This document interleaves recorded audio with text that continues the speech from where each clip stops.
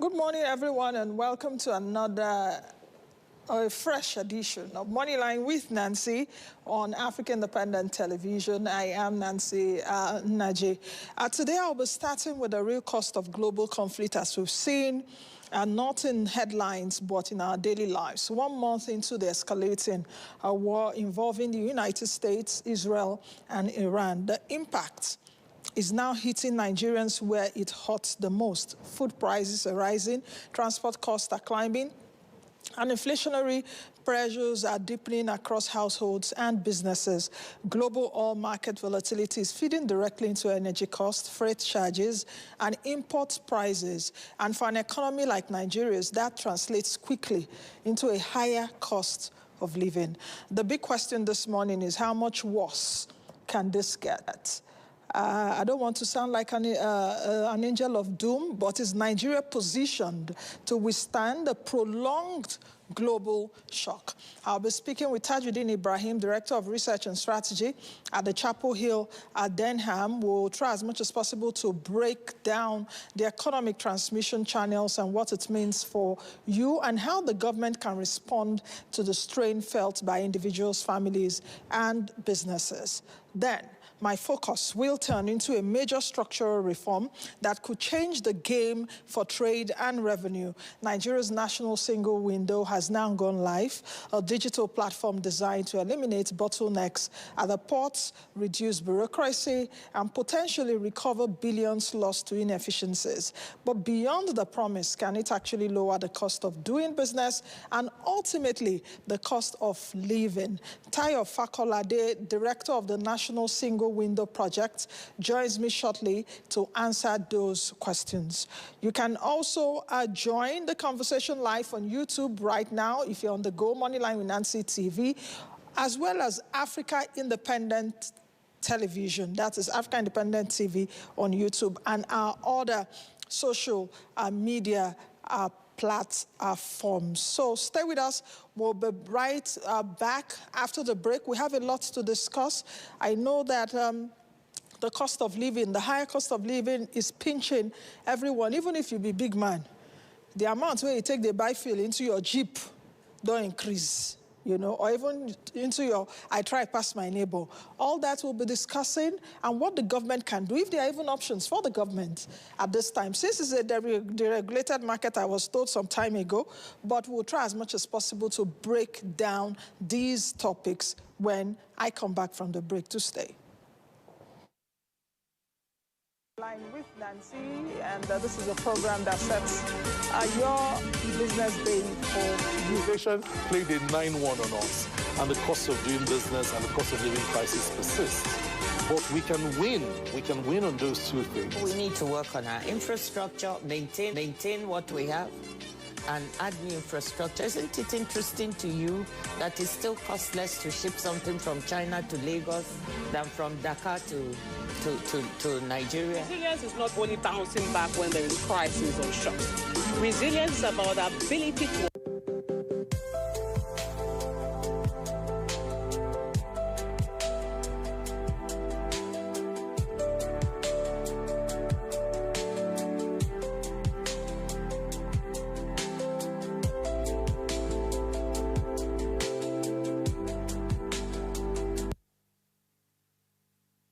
Previously on Moneyline with Nancy. How sensitive is Tinubunomics to this global energy shock or even this global volatility? Then I didn't get a sense of your answer earlier. How resilient Tinubunomics will be to this? Or did I miss you? Did I miss it earlier? Well, like I've said earlier, I'm not sure there are major pillar because of Tinubunomics. I would say that what is important now is that we have the local refineries. And my response to it would be that as the price go up, if government must provide support, which I think they should, which I think government should, get crude to Dangote at a much subsidized rate because of the impact of the people. If Dangote is already buying in Naira, get it just for this window of war. so that it does not push up your inflation numbers, so that it does not push up poverty and hunger amongst the people, so that it does not push up cost of business, cost of output for industry. So Dangote, as a patriotic Nigeria, who has said this refinery is not just for him, it's for our nation, and I believe him.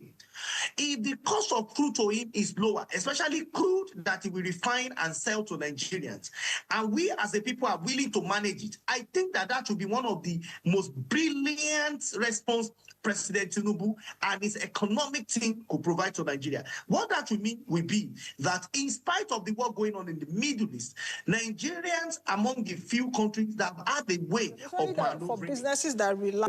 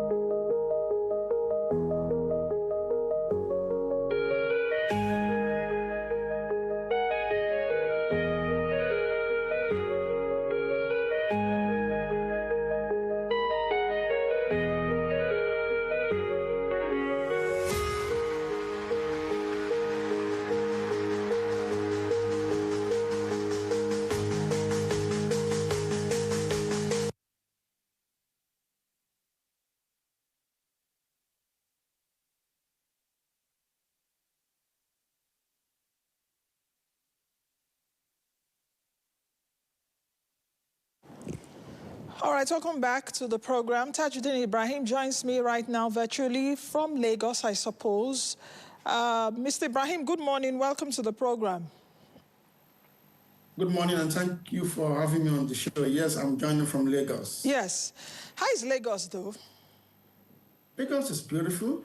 Lagos is great. How are transport prices over there? Transport fares have gone up somewhat, largely on the back of the higher PMS prices, and not just transport fares, but consumers like me that use private cars have had to pay more to buy PMS per litre over the past few weeks. I would have asked you if you have an idea of food prices, but I don't know if you go to the markets, you know. But it's also good to ask you. Yes, so tell me what your experience have been, at least in the last 5 weeks, because this is week 5 of this war. Yes, week 5. And I think what we have seen with food prices is a bit of increases, particularly for food products that are not necessarily their season. I mean, food products that are not recently harvested in the farms. So we have seen a bit of an increase in their prices. But of course, some food items have been relatively stable in prices, largely because of the fact that we still have a bit of supply, with the sellers, and also largely because there are no compelling inputs that are driving their prices. But I reckon that in the coming quarters, it is likely that we see higher food prices for even those items, particularly when you capture the spillover impact of the higher PMS prices. One has to recognize that the impact will not be immediate for some food products. It will, however, be over time as suppliers to the market begin to capture the overall impact in terms of the cost of transportation of their food products to the market. Tajudeen, I beg to disagree with you in terms of the transmission mechanism, the transmission flow. You're saying that you're not going to see immediate impact, but we do know that transport prices immediately impact food costs, as it were. Even the woman selling bully on the road will say, say transports don't go up.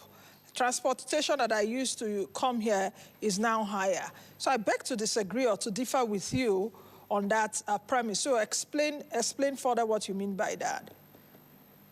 So the impact is going to be uneven for all of the food products that we have in the market. There will be some of them that the impact, will be immediate, as, if you don't really have anything in store to sell, you would have to go to the market, and going to the market implies that you're having to, to pay the new, transport fare, and that will feed into your pricing. But of course, we still have some food products that are still on the shelves of, business owners that have not been fully sold.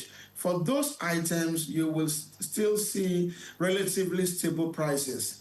It is over the next couple of months or quarters that you will begin to see, some significant prices reflecting in terms of, the impact of PMS, particularly when you talk about the value chain in terms of where you buy and, where you supply, to capturing the higher transportation costs. So that is what I mean. For some, it will be immediate.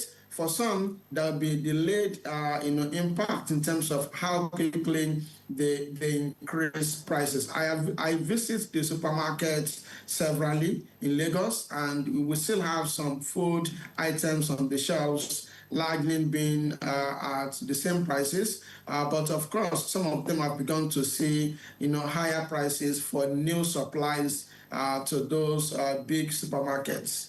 So how quickly should Nigerians expect prices to intensify as this war has entered week 5, and we're seeing that this war is intensifying?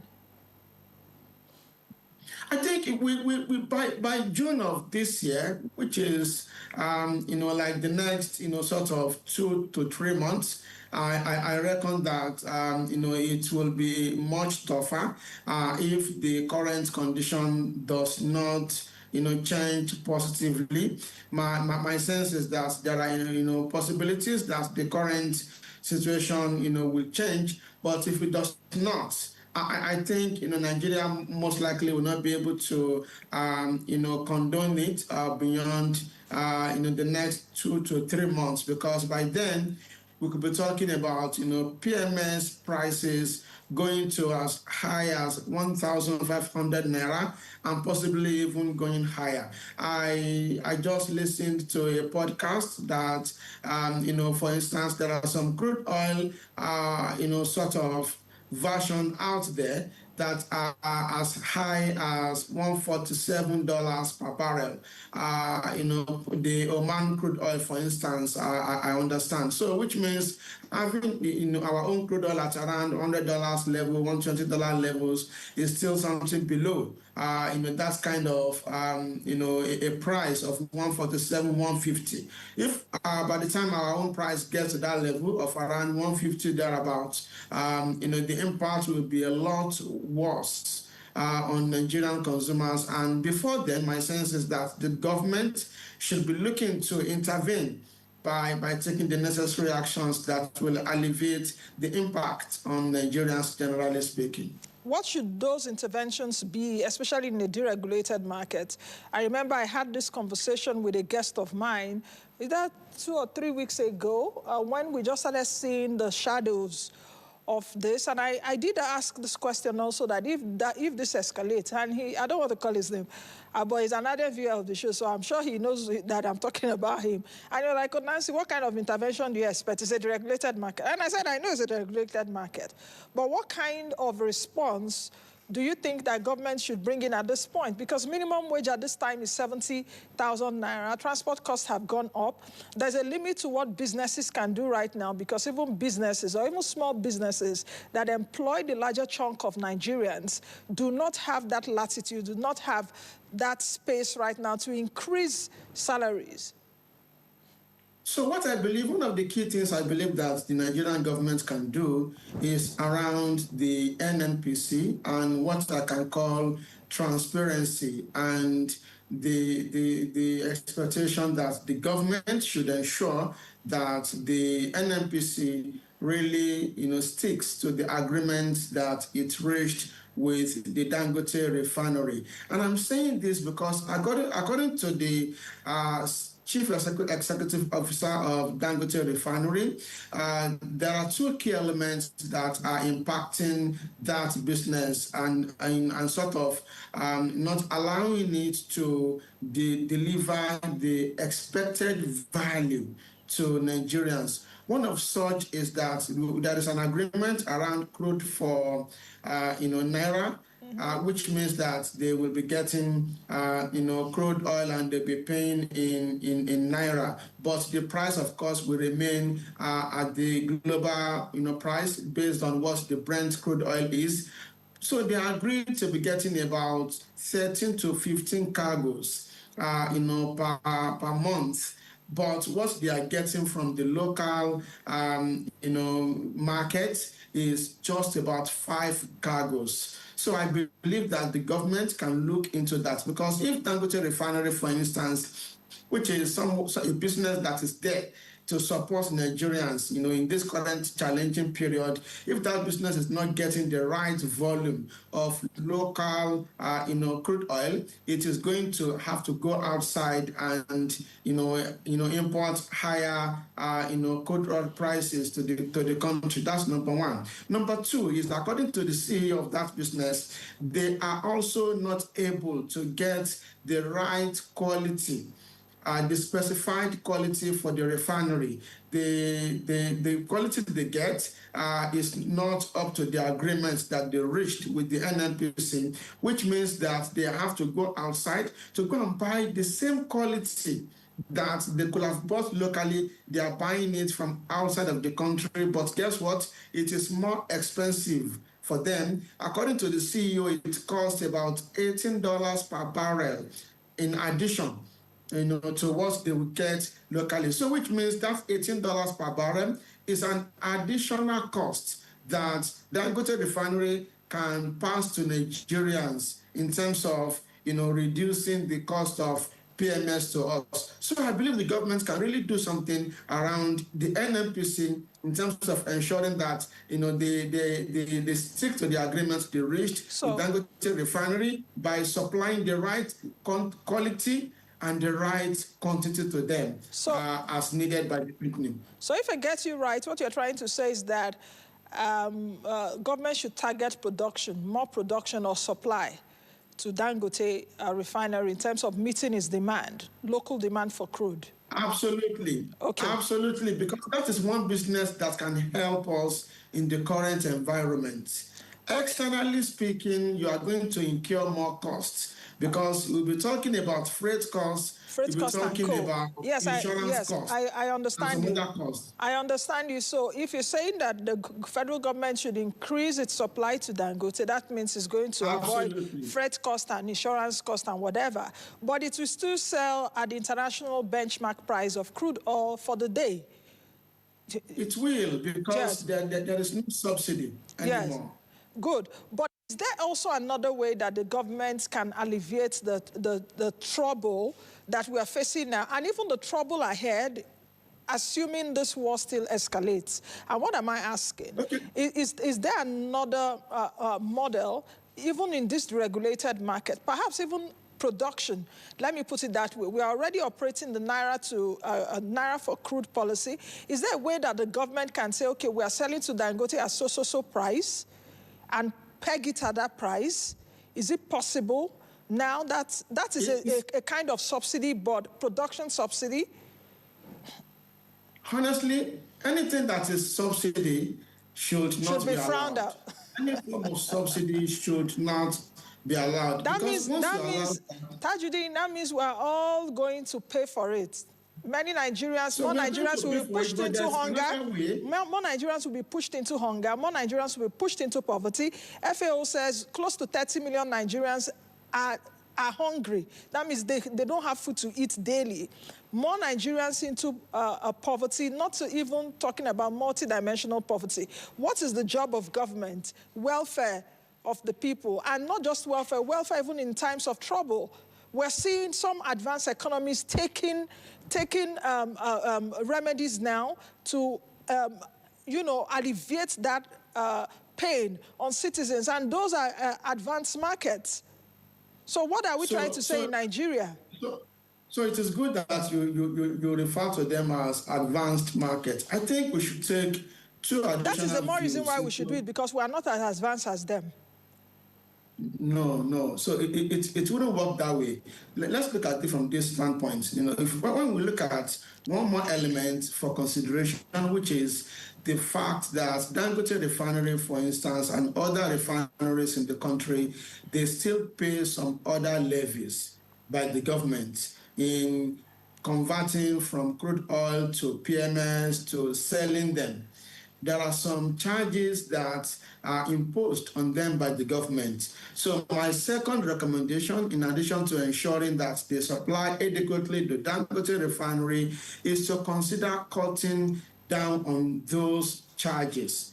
When they cut down those charges, then it means that they are, supporting a regime of alleviated suffering of Nigerians. So in this regard, PMS prices can at that point be lower when it is skyrocketing at the international market. The other element for consideration is more of a long-term. The other element for consideration is the provision of CNG, sort of kits. The government has been talking about, providing some, motorists with CNG kits to ensure that we are able to use CNG in the country. But I reckon that is also not going to be enough. But what I see is more like a long-term, solution. So we have a problem and we are looking for a quick win. It is not going to happen magically because we did not in the past years make the necessary investments for this. You mentioned other countries earlier, and you said they are advanced economies. That is the reason that they are not having the same level of problem as we currently are having. They had in the past make the right investment in ensuring that not all cars, and not just making investments, but also creating an enabling environment Tajudeen, sorry for businesses to have cars that are not only running on PMS. We have cars that use electricity. We have cars that use gas. We have cars that use other sources of energy. So that is one thing that we have to do as a country. And it is not going to be done by the government alone. They have to encourage the private sector to make the right investment in that regard. Tajudeen, sorry, I can have this conversation with you, and I'm ready to enter a tug of war with you this morning on this, but there's no time. Because if you're saying that we're seeing that advanced countries are doing this because they've made years of investment, a developing country like Nigeria have not made those kind of investment, and these countries are coming out with different sort of palliatives, let me put it that way, for their citizens to be able to cushion this immediate impact of rising crude prices. I don't want to get into that with you, but let me just ask you another question. I just have two more questions and we end this segment because I have the director of the National Single Window joining me after you. Let's talk about the ability of the central bank to respond, since that this will definitely impact inflation in coming weeks, as it were, if this continues. The ability of the central bank to respond to inflation, since this inflation is also a bit externally driven. Then number two, I would like to get your views on the recapitalization process. 2 years is here.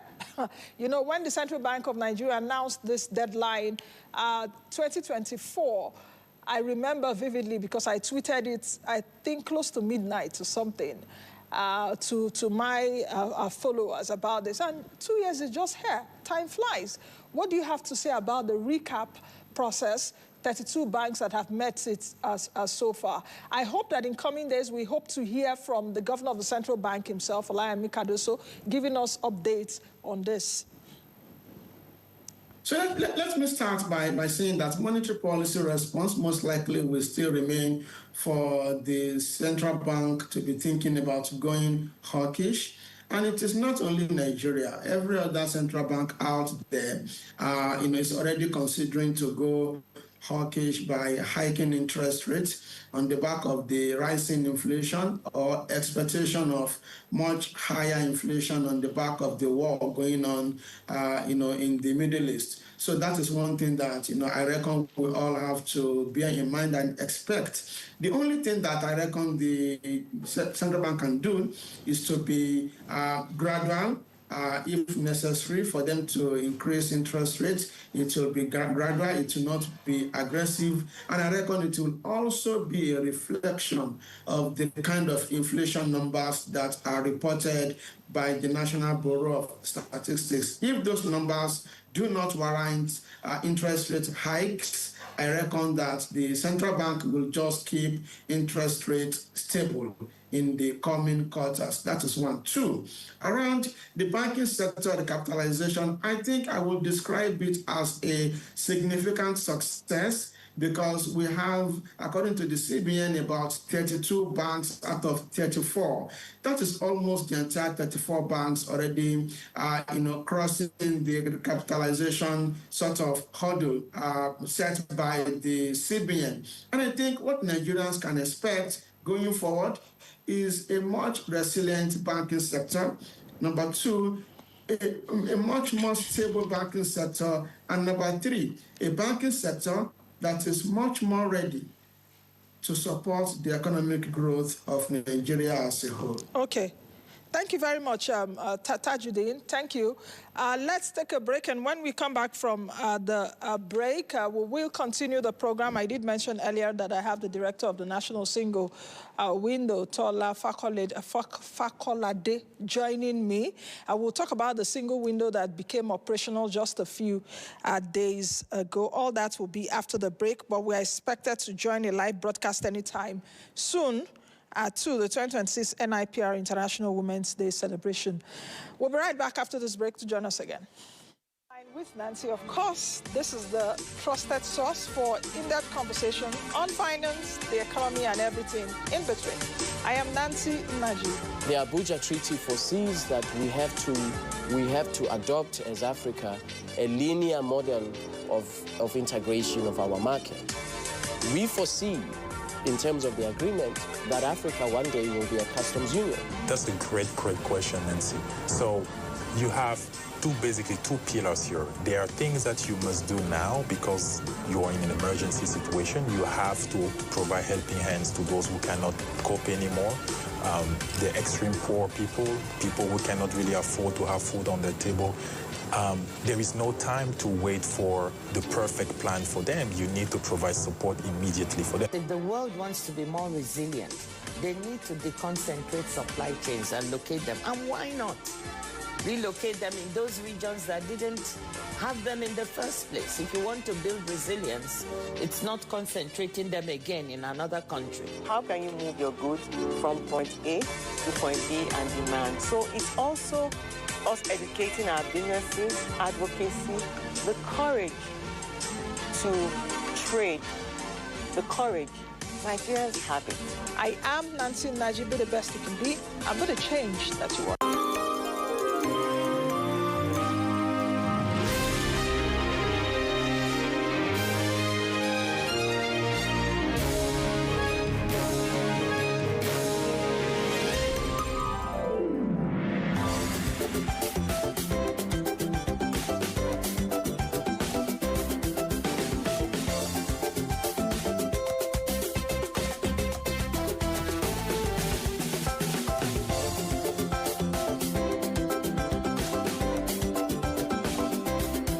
Special guest of honor, Executive Governor of Taraba State, His Excellency Dr. Abu Kefas. We welcome you, sir. Members of the Federal Executive Council here present, representative of the Honorable Minister of Women Affairs and Social Development, Tajudeen Ibrahim, FSI, Honorable Minister of State Labor, Honorable Minister of State, Professor Suwaiba Saeed Ahmed from Education, Honorable Akintude Rotimi Jr., Chairman, House Committee on Media and Public Affairs, Special Advisor to the President on Policy and Coordination, my vibrant sister, Hadiza Bala Usman. Special Advisor on Projects, Aisha Digil. The NFIU Director and Chief Executive Officer, Hajia Hafsat Abubakar Bakari. Director General of NEMA, Zubeida Umar. The Comptroller General of the Nigerian Immigration Service, KN Napdap. Your Excellencies, the UAE Ambassador to Nigeria, Your Excellency, the Swedish Ambassador to Nigeria, Your Excellency, UN Women Representative to Nigeria, Beatrice Iyong, who has been here earlier and still with us. We also would like to recognize Your Excellencies, the First Ladies of Niger State, Hajia Fatima Bago, and Imo State, Dr. Chioma Uzodimma, President of the Nigerian Air Force Officers' Wives Association, Mrs. Ngozi Aneke, President NAOA, Mrs. Safia Hassan Chaibu, President, officials, and members of the NIPR. I'd like to single out my own president, Dr. Ike Neleaku, President, and supported by his wife, also a member of the Nigerian Institute of Public Relations, the Vice President of the Nigerian Institute of Public Relations, council members, fellows, and very esteemed members of the Nigerian Institute of Public Relations. Representatives of MDAs of both federal and states here present, Your Excellency, Engineer Noimat Salako Oyedele, Deputy Governor of Ogun State, our guest speaker and very erudite panelists, members of management and staff of the NCTC ONSA, ladies and gentlemen of the press, very, very distinguished guests, ladies and gentlemen. It is with great honor and excitement that I welcome you to this special International Women's Day celebration hosted by the Nigerian Institute of Public Relations. Today we gather not just to celebrate women, but to amplify a powerful message captured in this year's theme: communicate to balance, gain equity, empower women, which terms us that and reminds us that communication is not just about words, it is about influence, inclusion, and impact. It is about ensuring that women's voices are not only heard, but respected, represented, and reflected in the decisions that shape our society. This event is a clear demonstration of NIPR's unwavering commitment to promoting excellence, inclusiveness, and ethical communication practices that values are critical in building a just and equitable world. As I welcome all of us here today, I pray that the enthusiasm that has been displayed with the attendance of the array of wonderful, great women and men would also springboard us to ensure that women's voices, thank you, this is wonderful, women's voices are heard. Okay. I would call for my colleague here to recognize the NCTC people, but before I do that, I think we need to give a very loud round of applause to the President of the Federal Republic of Nigeria. The power of the woman came to fore during the APC convention. He made a promise. We are going to be tracking that promise.